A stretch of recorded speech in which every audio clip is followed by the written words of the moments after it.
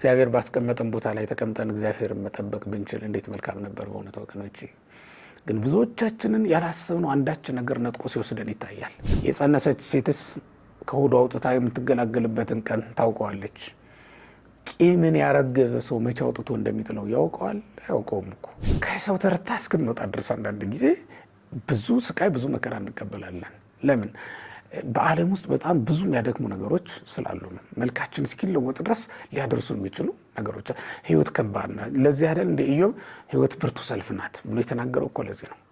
እየቀላወጥን የትም በበላ ነው ምግብ ኃይል በምናገኘው ኃይል ነፍሳችንን ነፃ የምናወጣት ይመስላችኋል?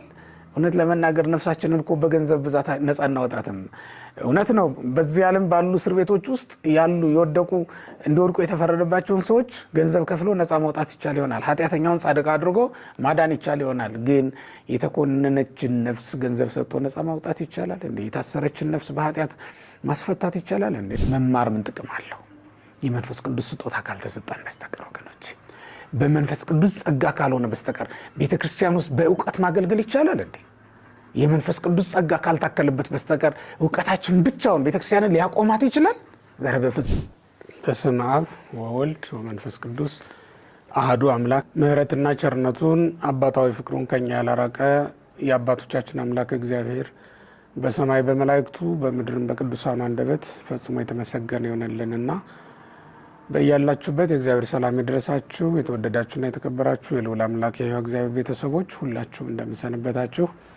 በአማን ተንሥአ እግዚእነ ኢየሱስ ክርስቶስ አምላካችን መድኃኒታችን ኢየሱስ ክርስቶስ የተነሳበት ወይም ትንሣኤውን የምንናገርበት ወራት ላይ ነው የምንገኘው። እንዲሁም በዓለ ዕርገቱንም አክብረን አሁን ወደ በዓለ ሃምሳው ፍጻሜ ላይ እየተጓዝን ነው የምንገኘውና እንዴት ሰነበታችሁ? በዓለ ትንሣኤው በዓለ ዕርገቱ እንዴት ነው? በጥሩ ሁኔታ እንዳሳለፋችሁ ተስፋ አደርጋለሁ።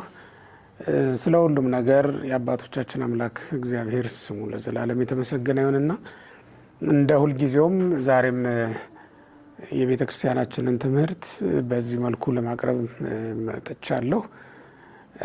ቤተ ክርስቲያናችን በተለይ ደግሞ ዛሬ ስለ በዓለ ሃምሳ የምታስተምረውን ትምህርት ነው ዛሬ የማቀርበው ማለት ነው። ወይም ሐዋርያት መንፈስ ቅዱስን የተቀበሉበት ቀን ደርሷል። በዓሉ የምናከብርበት ቀን ደርሶልናልና እሱን ነው እንግዲህ ዛሬ የምናስታውሰው ማለት ነው። የትምህርታችን የሚመሰረተው ወይም መሰረታዊ ታሪክ የሚገኘው በሐዋርያት ሥራ ምዕራፍ 2 ከቁጥር 1 ጀምሮ በሚገኘው የመጽሐፍ ቅዱስ ክፍል ላይ ነው ማለት ነው። እግዚአብሔር እንደፈቀደልን መንፈስ ቅዱስ እንዳገዘን መጠን ጥቂት